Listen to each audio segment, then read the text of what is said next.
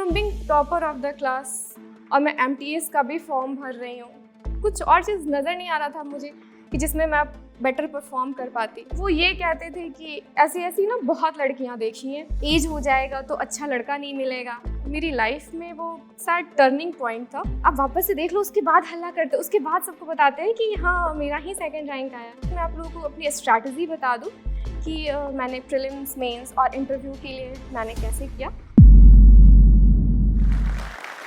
नमस्ते, मेरा नाम है निकिता और जो स्टॉक बिहार में आज मुझे मौका मिला है क्योंकि 67 बीपीएससी में मेरी सेकंड रैंक आई है और मुझे बिहार प्रशासनिक सेवा मिला है और ये मेरा बीपीएससी में तीसरा प्रयास था।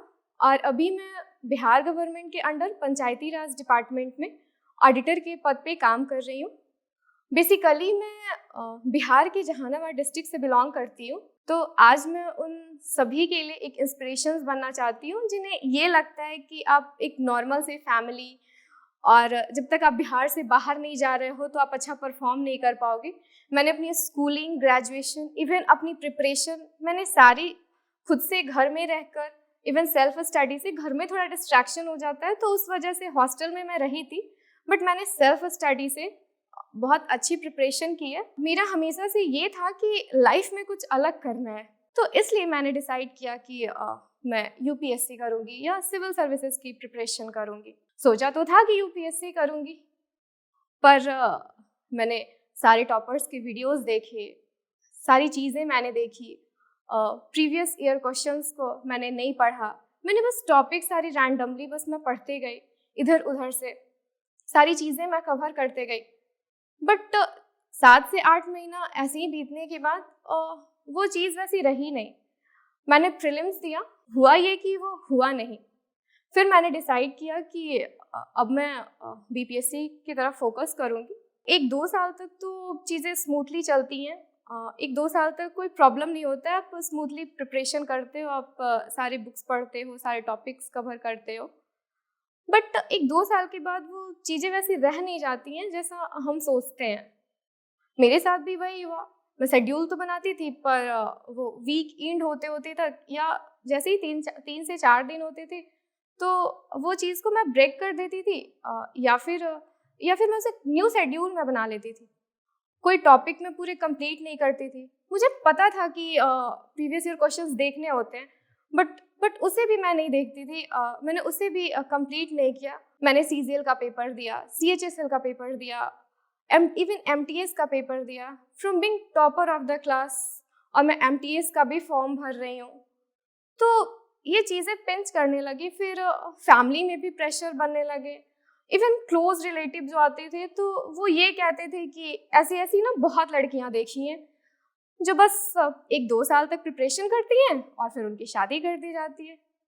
इवन मुझे वो मोमेंट याद है, एक रिलेटिव मेरे सामने आए थे और उन्होंने मुझे सामने से बस ये कहा था, कोई एग्ज़ाम नहीं दे रही हो, पेपर नहीं निकल रहे तुम्हारे। तो 1-2 साल तक बस यही चलते रहा। फिर मुझे याद है 20 अगस्त 2021 को मेरी लाइफ में वो शायद टर्निंग पॉइंट था।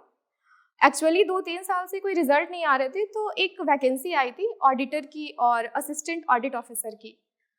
तो मेरा ये था कि ये दोनों पेपर में फॉर्म थोड़े कम फिल हुए थे, तो मुझे लग रहा था कि ये पेपर तो मैं एक्सेल कर लूँगी इसमें या ये हो जाएगा मेरा।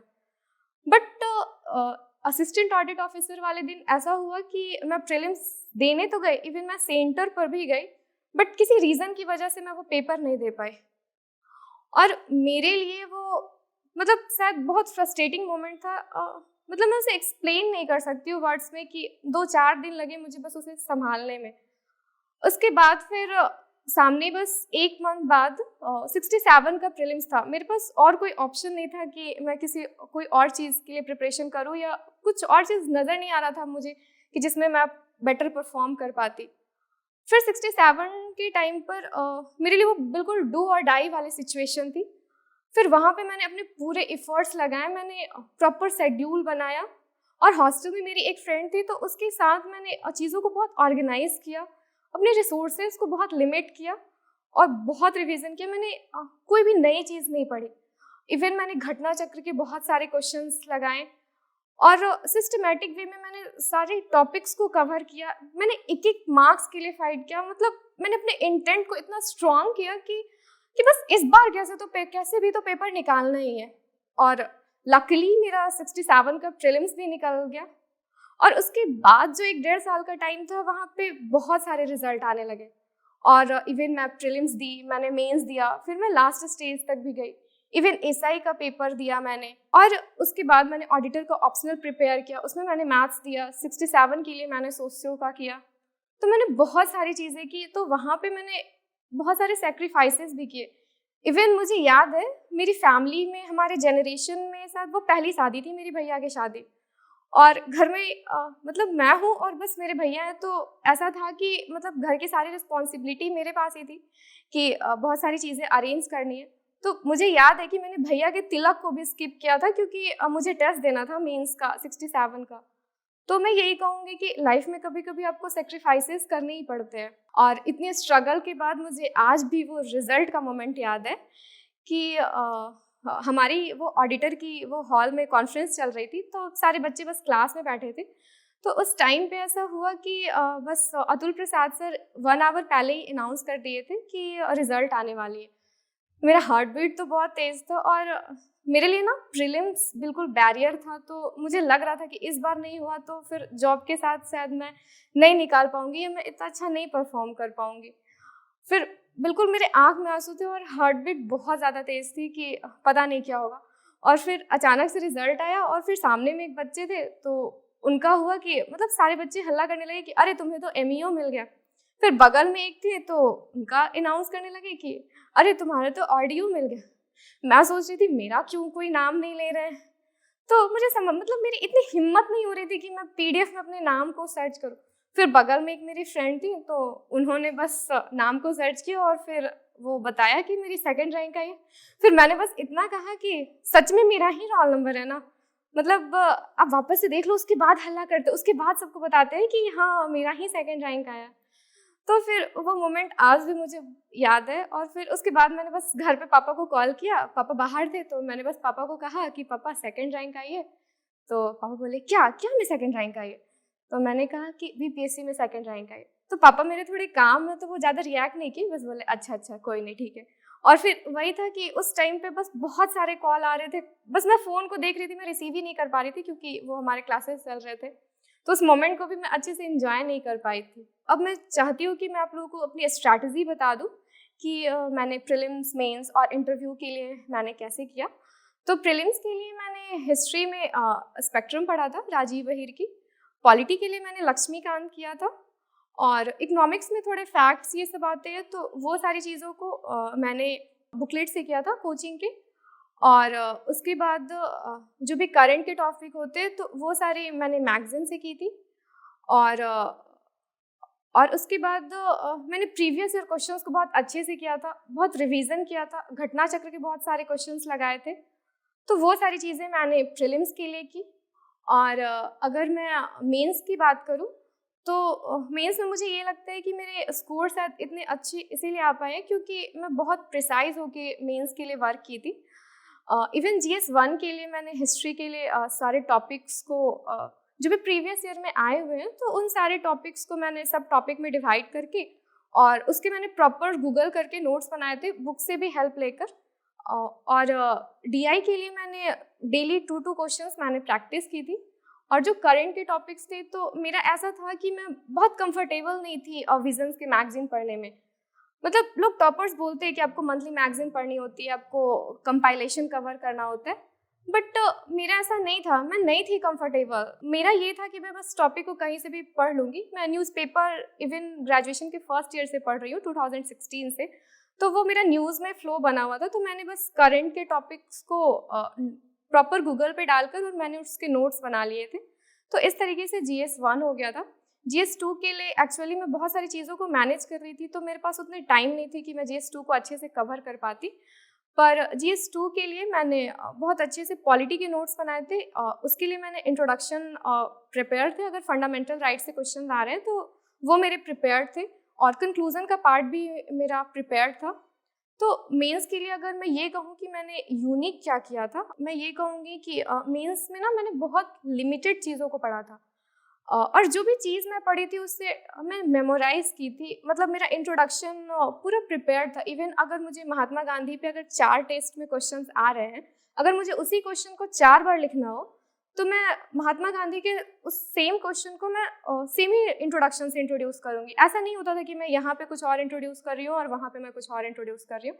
मतलब ये था कि मैं बहुत उसे मेमोराइज़ कर ली थी इंट्रोडक्शन और कंक्लूजन पार्ट की, कि वो बिल्कुल मेरे मुँह पे था कि मुझे क्या एग्ज़ाम में लिखना है। और मेंस के लिए भी मैंने वो पॉइंटर्स बनाए थे। तो मेरा ये था कि अगर मैं 10-15 पॉइंटर्स 10-15 पॉइंटर्स अगर मैं लिख रही हूँ, तो उसमें से मैं 5-6 पॉइंटर्स को मैं कॉपी में रिप्रोड्यूस करके आई थी।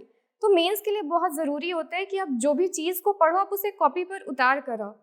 और अगर मैं इंटरव्यू की बात करूँ, तो इंटरव्यू के लिए मैंने बस एक ही चीज़ ध्यान में रखा था कि मैं जो भी चीज़ अगर पढ़ रही हूँ इंटरव्यू के लिए, तो मैं उसे बहुत प्रिसाइज होकर 1 या 2 लाइन में मैं उसे बोल लेती थी। अगर मैं करंट की किसी टॉपिक में अगर मैं आर्गूमेंट्स या फेवर में बोल रही हूँ, तो मैं उसे वापस से ये चीज़ बोल लेती थी कि मैं उसे डिलीवर कर पा रही हूँ या नहीं। और अगर अभी का बताऊँ कि क्या चेंजेस हो गए मेरी लाइफ में सिलेक्शन के बाद, तो बहुत प्राउड फील होता है। पहले था कि मम्मी और भैया बिल्कुल इमोशनल हो जाते थे। मतलब मैं सच कहूँ तो जब मैंने प्रिपरेशन स्टार्ट की थी ना, तब मैं अपनी जर्नी से इतनी अटैच नहीं थी, पर धीरे धीरे मैं इतनी अटैच होते गई कि इवन मैं मंदिर जाती थी तो फिर मेरे आँख में आंसू भर जाते थे। और जब भैया को बताती थी कि भैया इसमें सिलेक्शन नहीं हुआ है, या फिर मतलब मैं स्क्रीनशॉट भैया को भेजती थी, तो भैया को बस यही बोलती थी कि भैया इस वाले पेपर में भी नहीं हुआ, तो भैया बस यही कहते थे कि हो जाएगा, हिम्मत रखो। और पापा का बस यही था कि भगवान पे भरोसा रखो, जब तुम्हारा टाइम आएगा तो हो जाएगा। तो फाइनली जब सबको, फैमिली को और आसपास के सभी लोगों को इंस्पायर होते देखती हूँ और सबको प्राउड फील करते देखती हूँ, तो मुझे बहुत अच्छा फील होता है। और जैसे जैसे मैंने प्रिपरेशन स्टार्ट की थी और जैसे जैसे 1-2 साल बीता, तो फिर वो फैमिली, रिलेटिव्स और सोसाइटी में भी सारे लोग होते हैं कि पापा को कहते थे कि अब तो शादी कर देनी चाहिए, क्योंकि ग्रेजुएशन हो चुका था, उसके बाद 2-3 साल और हो चुके थे। तो ये बिहार में तो ऑब्वियस ही चीज़ है कि, पर उस मेंटल प्रेशर को हैंडल करना, मतलब फैमिली के सपोर्ट के बिना तो वो बिल्कुल भी पॉसिबल नहीं था, क्योंकि मुझे फैमिली से ऐसा कभी प्रेशर मिला नहीं कि शादी कर देनी चाहिए, या मतलब फैमिली हमेशा मेरे पीछे खड़ी रही। रिलेटिव बोलते रहे कि हाँ ये लड़का है यहाँ पे, या ये अच्छा लड़का है, इसका गवर्नमेंट जॉब है, इसके साथ शादी कर देते हैं, फिर एज हो जाएगा तो अच्छा लड़का नहीं मिलेगा। तो पर वहाँ पे मम्मी का था कि नहीं, अभी 1-2 साल तो नहीं करना है, बेटी मेरी सेटल हो जाएगी, उसके बाद ही शादी होगी। और इवन मैं जिस हॉस्टल में रहती थी, मतलब वहाँ की लड़कियाँ कहती हैं कि यहाँ हॉस्टल का तो माहौल ही बिल्कुल चेंज हो गया। मतलब 80% बच्चे इतने डेडिकेटेड हो गए हैं पढ़ाई के प्रति कि मतलब एकदम से वो बहुत इंस्पायरिंग है। लास्टली मैं यही कहना चाहूँगी कि जो भी एस्पिरेंट्स प्रिपरेशन कर रहे हैं, तो अगर आप किसी भी चीज़ में एफर्ट्स लगा रहे हैं, तो अपने इंटेंट को ना बहुत स्ट्रॉन्ग रखिए। मतलब आपको सोते जागते वो चीज़ दिखना चाहिए कि आप क्या परफॉर्म कर रहे हो, या आप किस चीज़ के लिए काम कर रहे हो। तो वो चीज़ आपको उस चीज़ को पाने में हेल्प करेगी। और बीपीएससी बस लाइफ में नहीं होती है, आप जहाँ भी जाओगे आप बहुत अच्छा परफॉर्म करोगे। तो बस भगवान पे भरोसा रखिए, या हैव फेथ, अपने एफर्ट्स पे आप अपने फेथ रखिए। चीज़ें एक टाइम के बाद सेटल डाउन हो जाती है। Thank you. क्या पढ़ाई करने के बाद भी और तो और वर्क एक्सपीरियंस होने के बावजूद हमें communication skills, lack of confidence और इंटरव्यूज के डर की वजह से करियर को रिस्टार्ट करने में मुश्किल आ रही है? घबराइए मत। हम जानते हैं हमारे जैसे ना जाने कितनी औरतें हैं जिनके पास वर्क एक्सपीरियंस है, पर कुछ ना कुछ रीजंस की वजह से जॉब छूट गई है और अब हम अपने करियर को फिर से एक मौका देना चाहते हैं। पर जरूरत है तो एक सपोर्ट की, मेंटरशिप की और स्किल्स इंप्रूवमेंट की। इसलिए जोश लेकर आया है एक ऐसा प्रोफेशनल ट्रेनिंग प्रोग्राम जो घर बैठे बैठे लाइव एक्सपर्ट सेशंस के थ्रू बनाए हमें दोबारा से जॉब रेडी। आइए घरेलू कामकाज के साथ साथ करते हैं खुद के सपने पूरे और करियर की एक नई शुरुआत with full confidence and polish skills. अगर हम रेडी हैं अपने स्किल्स को अपग्रेड करने के लिए, तो नीचे दिए गए लिंक पर क्लिक करें।